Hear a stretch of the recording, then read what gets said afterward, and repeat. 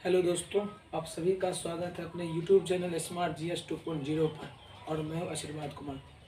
आज आप लोगों को क्लास 10th के बोर्ड एग्ज़ाम को नज़दीक देखते हुए संस्कृत जो विद्यार्थी को बहुत ज़्यादा टफ बुझाता है ना, जिसको वो कर नहीं पाते समय अनुसार उसका रिजल्ट कम जाता है। इस कारण से आज मैं संस्कृत की परेशानियों को देखते हुए आज श्लोक का एक भाग आपको करवाने जा रहा हूँ। इसमें प्रथम अध्याय से स्टार्ट करेंगे और बोर्ड के अंतिम तक आपको टोटल जो है ना चैप्टर करवा दी जाएगी।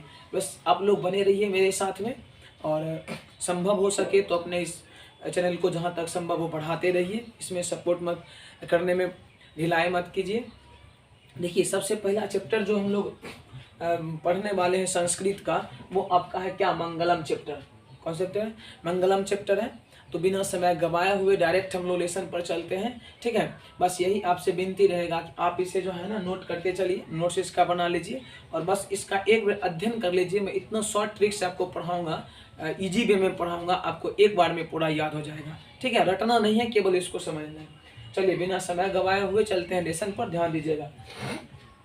देखिए, मंगलम पाठ जो है ना, इसमें जो है खास करके मंगलम पाठ में जो है ना उपनिषद जो है, खास करके उपनिषद विद्वानों ने उपनिषद में से जो मुख्य पॉइंट है ना, जो हितकारी बातें, उन लोगों को हित लगता हो, है ना, लोगों के जीवन में क्या क्या हित वाली बातें हैं, उपनिषद विद्वानों ने, ठीक है, उसमें से चुन चुन करके उस पंक्ति को शॉर्ट वे में, संक्षिप्त वे में लोगों को समझाने का कोशिश किया है। ध्यान दीजिएगा।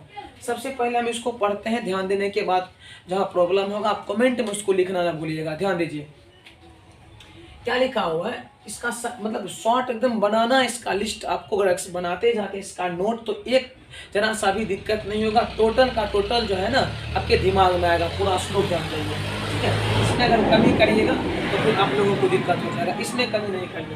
ध्यान दीजिएगा, उपनिषद वैदिक भागवत, ठीक है, अंतिमे भागे, है ना। उपनिषद वैदिक भागवत अंतिमे भागे दर्शन शास्त्र सिद्धांतम प्रकटयन्ति। इसका क्या मतलब हुआ? उपनिषद के वैदिक वागम्य के, उपनिषद के वैदिक वागम्य के, ठीक है, दर्शन शास्त्र के अंतिम भाग से, दर्शन शास्त्र के अंतिम भाग से सिद्धांत प्रकट किया गया है, ठीक है। एक बार फिर देख लीजिए, उपनिषद के वैदिक वागम्य के दर्शन शास्त्र के अंतिम भाग में सिद्धांत जो है उसको प्रकट किया गया है, ठीक है। ध्यान दीजिए, सर्वत्र परम पुरुषस्य परमात्मा महिमा प्रधानतया ज्ञेयते। इसका क्या मतलब हुआ कि सर्वत्र मतलब सभी जगहों पर, ठीक है, परम पुरुष परमात्मा के महिमा का गुणगान प्रत्येक जगहों पर होता है, ठीक है। यहाँ ध्यान दीजिएगा। हाँ, मतलब फिर से सभी जगहों पर परम पुरुष परमात्मा का जो है, परम पुरुष परमात्मा जो है उसकी महिमा का व्याख्या जो है सभी जगहों पर, है ना, गाई जाती है, उसका व्याख्या किया जाता है। परमात्मा जगत, ठीक है, व्याप्तन अनुशासितम चास्ति, यानी जगत मतलब संसार के प्रत्येक जगह पर, संसार जो है ना, संसार के प्रत्येक जगह पर जो है ना परम पुरुष परमात्मा जो है ना ये सिखाते हैं, बताते हैं। अनुशासन लोगों के जीवन में सबसे बड़ा चीज है, अनुशासन सबके अंदर में होना चाहिए, ठीक है। ध्यान दीजिएगा, सह एव सर्वेशायाम तपस्याम परम लक्षणम। ये क्या बताया कि लोगों का परम लक्षण बनता है कि प्रत्येक लोगों में जो है ना वो तपस्या की भावना होना चाहिए। अगर बिना तप किए हुए, बिना तपस्या किए हुए जो हमें कुछ चीज की प्राप्ति होने वाला नहीं है। चलिए यहाँ तक पूरा, आई होप कि पूरा आप लोगों को विश्वास है, मतलब समझ में आ गया होगा अच्छा से। ध्यान दीजिए, अस्मिन पाठे मतलब, अस्मिन पाठे मतलब इस पाठ में, ठीक है, क्या कहता है, परमात्मा परा उपनिषदम, ठीक है, पद्धात्मका पंच मंत्रा संकलिता संति। इस पाठ में जो है ना, इस पाठ में परम पुरुष परमात्मा जो है खास करके दिव्य पुरुषों के बारे में जो है ना 5 मंत्र के रूप में दी गई है। और ये 5 मंत्र जो है आपको उपनिषद से लिया गया है, उपनिषद से लिया गया है। अब देखिए, एक इसमें से छोटा सा प्रश्न हम आपको बताते हैं, ध्यान दीजिएगा। इसमें ना आपको परीक्षा में बार बार लगभग क्वेश्चन पूछ दिया जाता है, उपनिषद का मतलब क्या होता है ना। उपनिषद ना, उप मतलब होता है नजदीक, उप मतलब नजदीक, और निषद का मतलब होता है ज्ञान। निषद मतलब क्या होता है? ज्ञान। उपनिषद किसे कहते हैं? तो आप लोग ध्यान दीजिएगा, एक शिष्य को, ठीक है, एक शिष्य को ब्रह्म ज्ञान संबंधित बातें करना, मतलब एक शिष्य किसके पास जाकर ज्ञान ले सकते हैं? गुरु के पास में। तो उपनिषद के बारे में पूछेगा, लिखेंगे एक शिष्य को अपने गुरु के समक्ष या सामने बैठ करके ब्रह्म ज्ञान संबंधित मोक्ष प्राप्ति हेतु ज्ञान की प्राप्ति करना ही उपनिषद कहलाता है। ठीक है, यानी अपने गुरुओं के समक्ष, मतलब उनके नजदीक में बैठ करके, ठीक है, अपने मोक्ष की प्राप्ति हेतु ब्रह्म ज्ञान की प्राप्ति करना ही क्या कहलाता है? तो उपनिषद कहलाता है। मतलब गुरु के नजदीक बैठिएगा तभी ज्ञान की प्राप्ति होगी, अन्यथा कोई उपाय नहीं है। ये आपका क्या है? उपनिषद है, ध्यान दीजिएगा। अब इसके बाद जो है, यहाँ तक पूरे समझ में आ गया होगा। ठीक है, अगर समझ में आता होगा तो इसे आप लोग फैलाइए दोस्तों के बीच में, ताकि हम लोगों का मेहनत भी कम से कम सफल हो। चलिए, यहाँ तक किसी को कोई प्रॉब्लम नहीं।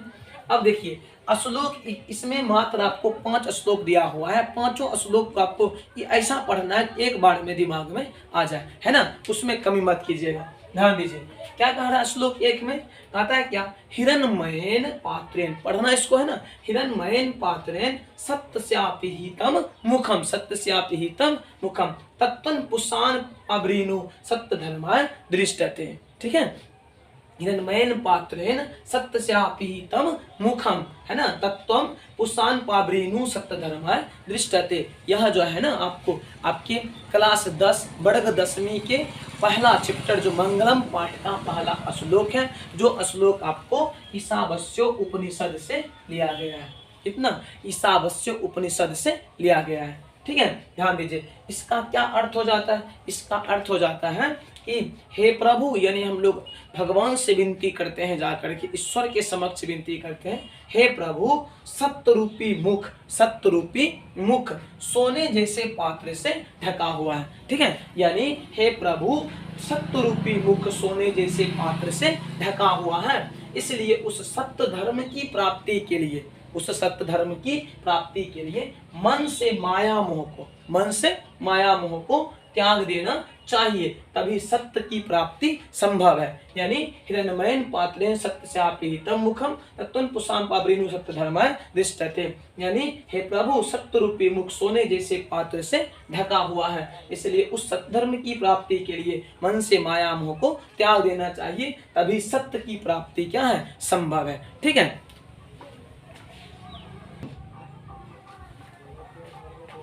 चलिए श्लोक नंबर 2 देखते हैं इसके बाद।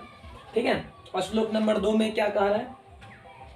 श्लोक नंबर 2 में है अनुरणीयान। ठीक है, अनुरणीयान महतो मह्यान, अनुरणीयान महतो मह्यान आत्मस जंतो निरीहतो गुहायाम। ठीक है, आत्मस जंतो निरीहतो गुहायाम तम क्रतु पश्यति बीत शोको, है, तम क्रतु पश्यति बीत शोको धातु प्रसाद मही आत्मनः। ठीक है, अब देखिए अर्थ क्या इसका हुआ, यानी जीव के हृदय रूपी गुफा में, ठीक है, जीव के हृदय रूपी गुफा में, सभी सजीवों के अंदर में, सजीव में हम भी हैं, एक कीड़ा मकोड़ा भी आता है ना, जीव के हृदय रूपी गुफा में अणु से भी सूक्ष्म तथा महान से भी महान, अणु से भी सूक्ष्म तथा महान से भी महान आत्मा विद्यमान रहती है प्रत्येक सजीवों के अंदर में, है ना। क्या कहते हैं? अणु से भी सूक्ष्म और महान से भी महान क्या? आत्मा विद्यमान रहती है। उस परम सत्य के दर्शन मात्र से, आत्मा जो है ना, उसको कहा गया परम सत्य। उस परम सत्य के दर्शन मात्र से ही प्रत्येक जीव शोक रहित होकर परमात्मा में एकाकार हो जाते हैं, परमात्मा में एकाकार हो जाते हैं। अगर हमको बोर्ड में इसका आंसर लिखना, मान लिया जाए अगर ये हमको श्लोक कहीं बोर्ड में आ जाता है ना, हम कैसे लिखेंगे?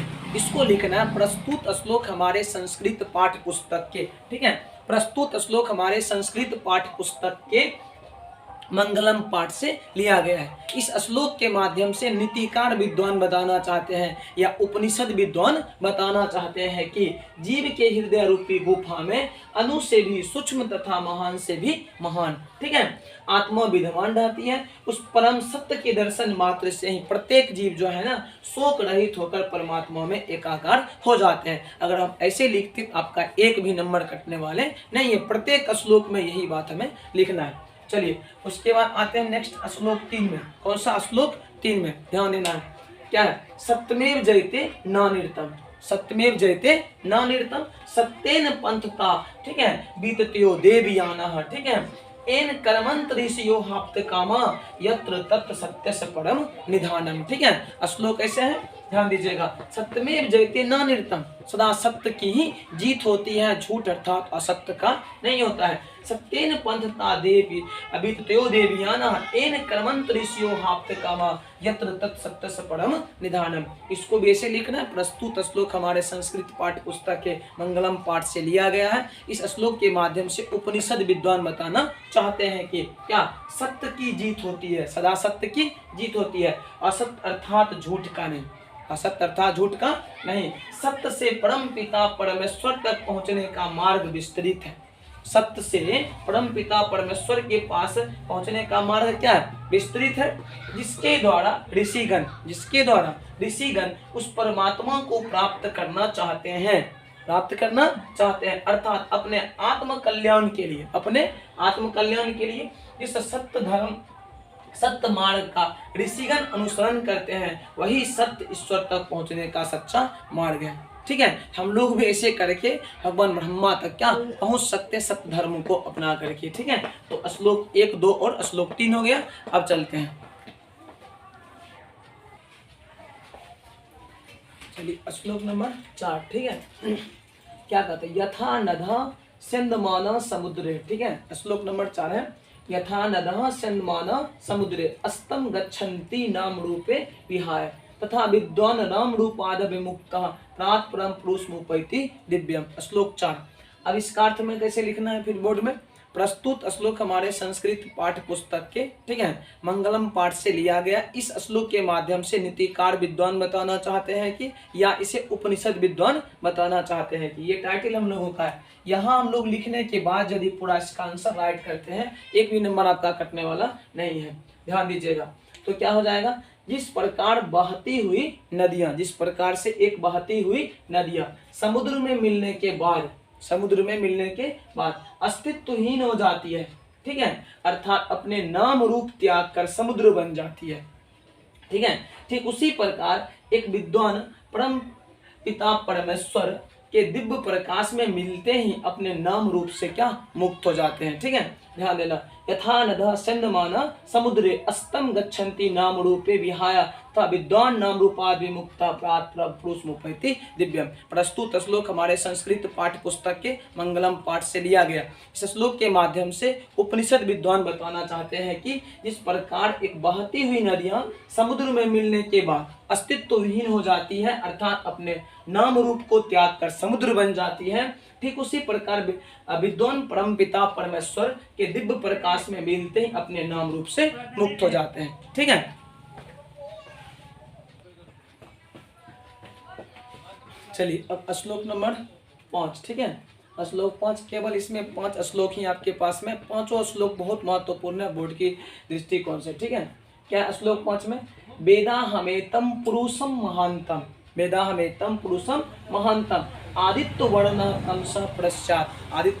तमसः पश्चात् तमेव विदित्वादि मृत्युमेति नान्य पांथा विधेत्तनाय, ठीक है। इस तरह से हम लोग श्लोक पूछता है बोर्ड एग्जाम में, तो आसानी से इसको लिख सकता हूँ। प्रस्तुत श्लोक हमारे संस्कृत पाठ्य पुस्तक के मंगलम पाठ से लिया गया। इस श्लोक के माध्यम से नीतिकार विद्वान या उपनिषद विद्वान बताना चाहते हैं कि यहाँ तक लेकिन आपको लिखना है। अच्छे मार्क्स के लिए आपको यहाँ तक दर्शाने से ना ऐसा अगले को लगता है क्या पूरी तरह से ये सफिशिएंट आंसर के लिए है, जान जाइए, ठीक है। बताना चाहते हैं कि की के बाद जो है ना आपको इन्वर्टेड कोमा क्या करना है, स्टार्ट करना है, उसके बाद इस आंसर को राइट करना है।